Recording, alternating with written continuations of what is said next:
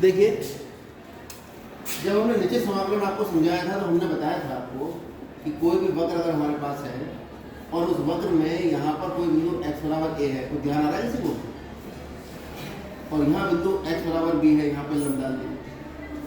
अगर ये वक्र है y बराबर fx का, तो जो x बराबर a x अक्ष पर है, जब वो मान फलन में रखोगे तो ये मान fa आएगा, और fb रखोगे तो ये मान कितना आएगा, f। अब वक्र और x अक्ष के बीच का घिरा क्षेत्रफल, ये जिसको मैं शेड कर रहा हूं, ये जो क्षेत्रफल होता है, इस क्षेत्रफल को ही हम I इंटीग्रेशन कहते हैं, a से b fx dx। क्या है एक्चुअली ये है x बराबर a तथा x बराबर b y तथा x बराबर a x बराबर b तथा y बराबर fx के मध्य घिरा। ठीक है, इसमें आप एक चीज और जोड़ सकते हो, x अक्ष।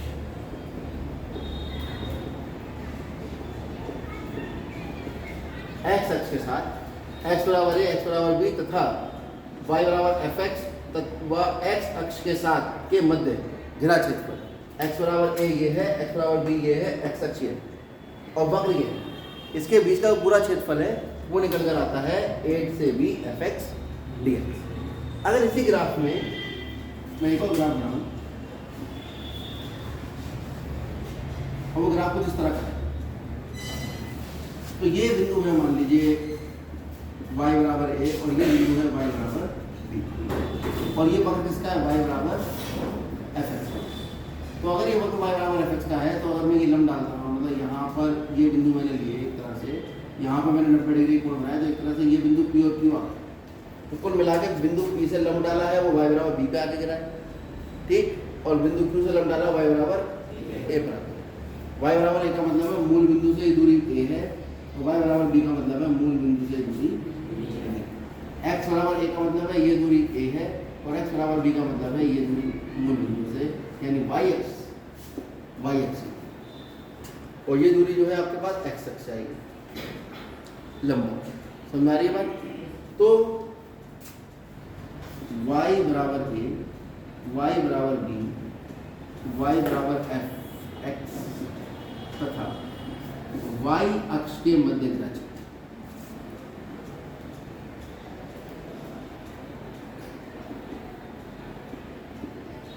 बताओ, वक्र ये है, y बराबर b ये है, y बराबर a ये है, y अक्ष ये है, इनके मध्य घिरा क्षेत्र ये आएगा। इसका जो क्षेत्रफल आता है, क्षेत्र का क्षेत्रफल, तो क्षेत्रफल हमेशा धनात्मक होता है, वो आएगा, उसको आइए अगर मैं कह दूँ a से b y dx लिखते थे पहले, अब लिखेंगे x dx। ठीक, यानी जिस अक्ष को हम लेंगे d उसी का आएगा। अगर y अक्ष ले रहे हैं, वक्र और y अक्ष के बीच का क्षेत्रफल ले रहे हैं तो dy आएगा, और वक्र और x अक्ष के बीच का क्षेत्रफल ले रहे हैं तो dx आएगा। तो ये जो dx है एक्चुअली ये एक स्ट्रिप होती है। क्या होती है, क्या बोलते हैं इसको, स्ट्रिप। क्या शब्द का प्रयोग किया मैंने, स्ट्रिप। इस स्ट्रिप की मोटाई dx होती है और इसकी ऊंचाई fx होती है। तो इस स्ट्रिप को अगर मैं एक वो मान लूँ रेक्टेंगल आयत, तो इसका क्षेत्रफल कितना होगा, लंबाई गुणा चौड़ाई, यानी fx ऊंचाई गुणा dx चौड़ाई, fx गुणा dx। और ये स्ट्रिप कहाँ से चलनी शुरू हुई, a से, और कहाँ तक चली, तो a से b fx इंटू स्ट्रिप चली, a से चली b पर रुकी, तो क्षेत्रफल आएगा x एक्सिस पे चल रही है तो fx गुणा dx। ऐसे ही अगर स्ट्रिप y एक्सिस पे लेंगे पतली सी, और इसकी मोटाई ले लेंगे हम कितनी, कितनी मोटाई ले लेंगे, ठीक है। तो ये जो दूरी है, अब ये तो fx नहीं है ना, fx तो ये है, ये क्या है, ये केवल x है। तो इसका क्षेत्रफल कितना आ जाएगा, dy गुणा x, इसलिए x। तो आपको दिमाग में मोटी मोटी बात रखनी है, ठीक है। वैसे तो बहुत सारी बातें हैं, हम उनको समराइज करके ये बता रहे हैं कहाँ से लिमिट शुरू हुई, कहाँ ख़त्म हुई और किस अक्ष पे लिमिट चल रही है।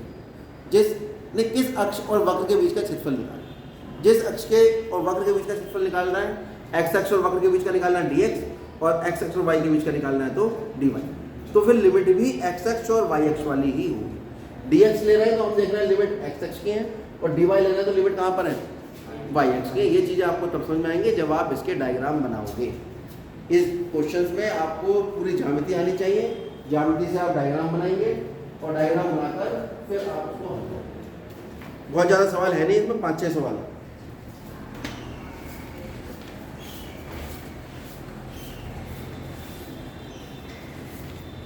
समाकलन के अनुकूल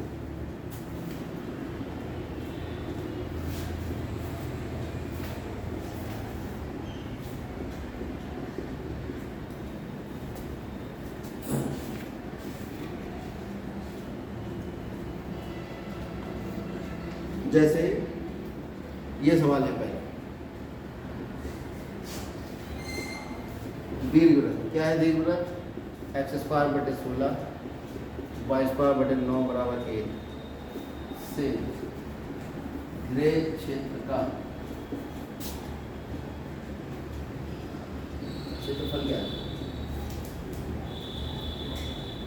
कुछ इंटीग्रेशन आपको याद होने चाहिए question. a² minus x² dx का इंटीग्रेशन, a² प्लस x² का इंटीग्रेशन और x² माइनस a²। ये 3 इंटीग्रेशन आपको याद है, ये मैंने सिद्ध करवाया। अब यहाँ आ जाते हैं, पहले बनेगा इसका चित्र, बाद में निकलेगा जो भी निकलेगा। चित्र कैसे बनेगा, किसकी तुलना कर लो, किससे? x² बटे a² प्लस y² बटे b² बराबर 1 से क्या करने पर तुलना। a² बराबर 16 और b² बराबर 9। a का मान कितना आ गया 4 और b का मान कितना आ गया। तो दीर्घवृत्त एक तरह से वृत्ताकार ही होता है, लेकिन उसका आकार वृत्ताकार इसलिए नहीं होता कि उसमें वृत्त की त्रिज्या तो एक समान होती है। इसमें जो है एक दीर्घ अक्ष होता है और एक क्या होता है, लघु अक्ष होता है। ये 4 है और ये 3 है, तो कुछ इस तरह का है, अंडाकार होता है। और ये कौन सा अक्ष है, दीर्घ अक्ष, कुछ याद आ रहा होगा। और ये कौन सा अक्ष है, लघु अक्ष। क्यों ये लघु अक्ष है? हमेशा y लघु नहीं होता है, क्योंकि x के नीचे जो लिखा था वो बड़ा है और y के नीचे जो लिखा है वो छोटा है। जो x के बटे में लिखा होता है वो x अक्ष पे चलता है, यानी ये जो यहाँ से यहाँ तक की दूरी है ये 4 होगी, यहाँ से यहाँ तक की दूरी भी 4 होगी, तो ये -4 का बनेगा। ये पूरी लंबाई जो है 4 की दुगनी पूरे अक्ष की लंबाई 2a होती है, तो ये कितनी होगी, यहाँ से यहाँ तक 8। ये दूरी कितनी होगी, b का मान कितना है 3, तो ये दूरी 3 होगी, तो ये होगा 0,3 और ये बिंदु कितना होगा। अब आपको इस पूरे का क्षेत्रफल निकालना है। स्ट्रिप कौन से अक्ष पे चलेगी? जब आपको पूरे का क्षेत्रफल निकालना है तो आप चाहे स्ट्रिप y अक्ष पे चलाओ, चाहे स्ट्रिप x अक्ष पे चलाओ। x अक्ष पे चलाओगे तो लिमिट x अक्ष की आएगी, y अक्ष पे चलाओगे तो लिमिट y अक्ष की आएगी। ये हम देख रहे हैं जो दीर्घवृत्त होता है ये सिमेट्रिक होता है, सममित होता है, यानी ये चारों भाग आपस में कैसे हैं, बराबर है। जब चारों बराबर हैं तो किसी एक का क्षेत्रफल निकाल के भी 4 से गुणा हो सकती है, कोई दिक्कत तो नहीं है इसमें। तो हम इसका नाम रख लें a और इसका नाम रख लें b, और अगर हम ये कहें दीर्घवृत्त का क्षेत्रफल, ये आएगा 4 गुना OAB क्षेत्र का क्षेत्र। कौन सा है भाई OAB क्षेत्र, ये है OAB। इस एक का निकालेंगे और 4 से गुणा करेंगे। हम पूरे का भी निकाल सकते हैं, लेकिन स्ट्रिप तो हमें x अक्ष से लेनी है। अब ऊपर स्ट्रिप लेंगे तो ऊपर का निकलेगा, नीचे स्ट्रिप लेंगे तो नीचे का निकलेगा, तो बड़ा कंफ्यूजन है। तो क्यों ना हम एक का निकालें। अब स्ट्रिप कौन से अक्ष पे लेने,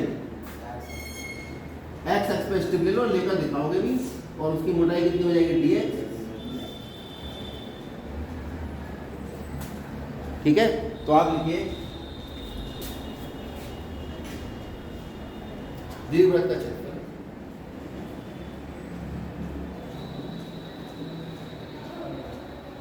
बराबर, ये तो हम लिख चुके, 4 गुणा OAB का क्षेत्रफल। तो 4 गुणा OAB कौन सा क्षेत्र बन रहा है, ये वाला, इसमें स्टेप कौन सा एक्स पे लिए, एक्स एक्स। लिमिट किसकी आएगी, एक्स एक्स की। कहाँ से शुरू हो रही है, 0,0। कहाँ तक जा रही है, तो एक्स कौन है इसमें, 4। इसका एक्स कौन है, 0। तो लिमिट कहाँ से कहाँ चली, 0 से 4। और जब एक्स एक्स पे लेते हैं तो आता है dx, ठीक है। और जब यहाँ dx आता है तो यहाँ क्या आता है, इसलिए हमने लिखा भी fx का मतलब होता है y dx। ऊपर लिखा भी है ना y बराबर fx, कोई दिक्कत तो नहीं है इसमें, y dx।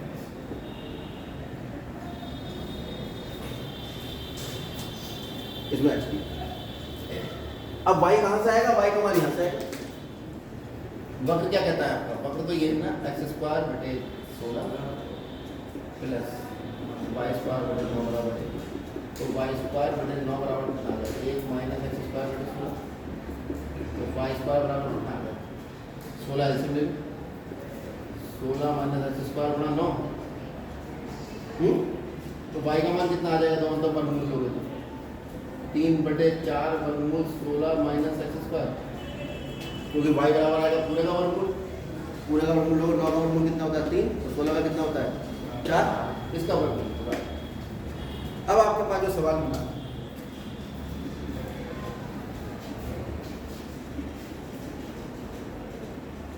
वो ये 4 गुना 0 से 4 3/4 वर्गमूल 16 माइनस x²।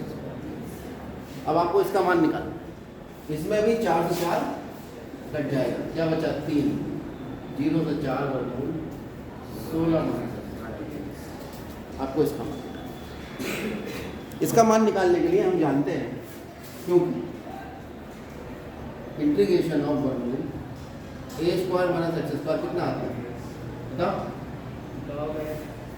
अच्छा x/2 under root a² minus x² plus a²/2 sine inverse x।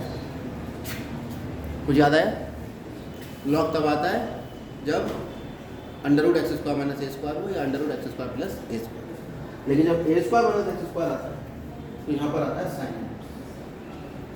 अरे ठीक है, समझ आ गया। इसमें क्या समझना है तो रटना, इसको मैं सिद्ध करवा चुका हूँ, वीडियो भी पढ़ाऊँगा, ठीक है। फुर्सत कभी मिले, फेसबुक, व्हाट्सएप, इंस्टाग्राम, ट्विटर, उससे फुर्सत मिले, थोड़ा समय दे लेना, वहाँ आपको पूरा डिटेल में इसका। अब डायरेक्ट फॉर्मूले की तरह हम इसको यूज़ करेंगे। अगर आपको प्रूव नहीं भी आता, फॉर्मूले की तरह याद करें। और याद तभी होता है इंटीग्रेशन का फॉर्मूला जब हमें सिद्ध करना आता है। जब हमें सिद्ध करना आता है तो हमें पता होता है यहाँ पे ये क्यों आया, क्योंकि हमने सिद्ध किया। 10-15 बार सिद्ध कर लो, एक आध बार नहीं। आपको 200-500 क्वेश्चन करने की आवश्यकता है। आप केवल एक क्वेश्चन करिए, इसको आप 20 बार कर लीजिए, आपको 200 क्वेश्चन करने की आवश्यकता नहीं है। आपके दिमाग में टेक्निक सेट हो गया, देखो कैसे निकलेगा मान। अब हमें किसका मान निकालना है, 16 माइनस x²। इंटीग्रेशन वर्गमूल 16 का मतलब कितना हुआ, 4x² minus x² into dx, 3 से गुणा करो। और लिमिट कितनी है, 0 से 4। और लिमिट का फर्क कब पड़ता है, कुछ नहीं, आप तो सीधे इंटीग्रेशन निकालो और लिमिट लगा दो। लिमिट कैसे रखते हैं बताऊँगा, क्या आएगा ये बताओ, x/2 वर्गमूल 16 माइनस x² प्लस a² का मतलब 16/2 साइन इनवर्स x/4। और इस पर पूरे पर लिमिट लग जाएगी कितनी, 0 से 4। तो यहाँ फॉर्मूला करना था इसको। इंटीग्रेशन डेफिनेट और डेफिनेट में कोई बहुत बड़ा अंतर नहीं है। जब हम डेफिनेट इंटीग्रेशन के सवाल पर लिमिट लगाते हैं तो आप जो उत्तर आएगा उस उत्तर पर लगाओ बड़ा ब्रैकेट और लोअर लिमिट और अपर लिमिट लिखो। लोअर कितनी है 0 और अपर कितनी है 4। अब हल करने का तरीका है, पहले अपर लिमिट x की जगह रख दो, माइनस का निशान, फिर लोअर लिमिट x की। चलिए 3 गुणा x की जगह अपर लिमिट रखो 4, कितना होगा 4/2 गुणा 4×4 = 0 प्लस ये कितना हो गया 8, 16 से 2 को भाग करा 8 साइन इनवर्स x की जगह कितना रख लो 4/4। ये आपने अपर लिमिट रखी है, माइनस अब कौन सी लिमिट रखोगे, लोअर कितनी है 0 रखो 0, ये तो सभी 0 हो जाएगा जैसे x 0 रखो, प्लस 8 गुणा साइन इनवर्स 0/4 कितना हो जाएगा ठीक। और साइन इनवर्स 0 में 0 होता है, और ये भी 0, 0 में 0 जोड़ा 0, तो लोअर लिमिट का तो केस ही खत्म हो गया। सब कुछ कितना आ गया लोअर लिमिट में? 3 गुणा कितना बचा हमारे, ये तो 0 हो ही गया, कितना बचा हमारे पास 8 गुणा ये साइन इनवर्स 1 आ गया। साइन इनवर्स 1 कितना होता है? 90, और 90 को क्या कहते हैं? π/2। ये मान कितना आता है? π/2 माइनस 0, तो कुल मिला के 2 चौक 8, तो 3 गुणा 4 गुणा 5 कितना हो गया? 4 दिया वर्ग इकाई। ये आपका होगा इसका दीर्घवृत्त का क्या है? नोट